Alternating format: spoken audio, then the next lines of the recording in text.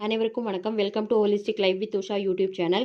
இன்றைக்கி டாபிக் வந்துட்டு moral வேல்யூஸில் honesty, நேர்மை. நேர்மைங்கிறது எல்லாத்துக்கும் தெரிஞ்ச விஷயம் தான். ஆனால் நம்ம மற்றவங்கள பார்த்து இவங்க ரொம்ப உண்மையாக இருக்காங்க, இவங்க நல்லா ஹெல்ப் பண்ணுறாங்கன்னு சொல்கிறத விட ஃபஸ்ட்டு நம்மகிட்டே கேட்கணும். நம்மளால் இவ்வளோ அன்பாக இருக்க முடியுது, நம்ம யாரையும் பற்றி பொறாமப்படுறதில்ல.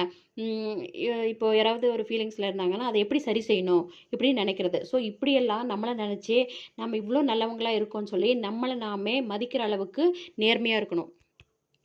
நேர்மைங்கிறது வெறும் உண்மையை மட்டும் பேசுறது கிடையாது. அது ஒரு மனுஷனுடைய சிந்தனை, சொல் மற்றும் செயல், இந்த மூணுலேயும் உண்மையாக இருக்கணும். ஃபஸ்ட்டு வந்து நேர்மை.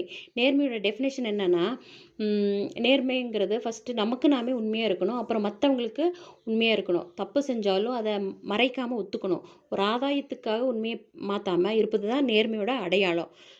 திருக்குறள் பாருங்கள், நன்றே தரினும் நடுவிகந்த மாக்கத்தை அன்றே ஒழிவிடல். இப்போ தீய வழியில் செல்வம் கிடைச்சாலும் அது நன்மை கொடுத்தாலும் அதை ஏற்றுக்காம நேர்மை தவறிடும் அந்த செல்வத்தை விட்டுறணும். நெக்ஸ்ட்டு வந்து நேர்மையோட 3 ஸ்டேஜஸ், 3 நிலைகள் என்னென்னா, ஃபஸ்ட்டு சொல்லில் நேர்மை. ஒரு விஷயம் நமக்கு தெரியாதுன்னா தெரியாதுன்னு சொல்லணும். பொய்யான வாக்குறுதிகளை தவிர்க்கணும்.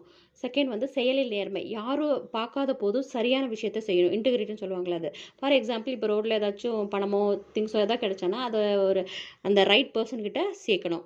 தேர்ட் ஒன் மனசாட்சிக்கு நேர்மை. நமக்குள் நாமே உண்மையாக இருக்கணும். நம்ம பலவீனம் அப்புறம் நம்ம தவறுகளை தற்காத்து பேசாமல் அதை ஏற்றுக்கணும்.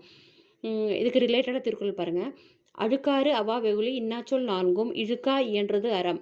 பொருள் வந்து பொறாமை, ஆசை, கோபம், கெட்ட சொல் இவற்றை தவிர்த்து வாழ்வதே நல்ல செயல். இதெல்லாம் வந்து நேர்மையான நடைமுறை. அப்புறம் நேர்மையாக இருப்பதால் கிடைக்கும் நன்மைகள் என்னென்ன நன்மை கிடைக்கும்னா, இப்போது ஃபஸ்ட் ஒன் நிம்மதியான தூக்கம். இப்போ ஒரு பொய் சொல்லும்போது அதை காப்பாற்ற மேலும் நம்ம பல பொய் சொல்ல வேண்டியிருக்கோம். இதுவே நம்ம நேர்மையாக இருந்துட்டோன்னா நமக்கு மன அழுத்தம் இருக்காது, ஃப்ரீயாக இருக்கலாம். செகண்ட் வந்து நம்பிக்கை, ட்ரஸ்ட்டு. நம்ம நேர்மையானவராக நடந்துட்டோன்னா எல்லாத்துக்கும் நம்ம மேலே நம்பிக்கை வரும். எந்த ஒரு ரிலேஷன்ஷிப்லேயும் சிக்கல் இருக்காது, நம்ம மதிப்பு உயரும். தேர்ட் ஒன் வந்து தன்னம்பிக்கை. நம்ம எப்போவுமே உண்மையாக பேசிட்டோன்னா எதுக்கும் பயப்பட வேண்டிய அவசியம் கிடையாது. இது நமக்கு பெரிய மன வலிமையை, ஸ்ட்ரென்த்தை கொடுக்கும்.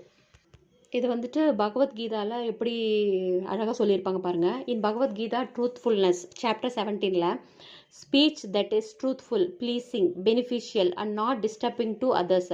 அப்படின்னா இப்போது சிறந்த பேச்சுங்கிறதுனா உண்மையாக பேசுகிறது, இனிமையாக பேசுகிறது, பயனுள்ளதாக பேசணும், பிறரை பாதிக்காமல் பேசணும். இப்படி இருந்தால் தான் ஒரு சிறந்த பேச்சுன்னு சொல்லுவாங்க.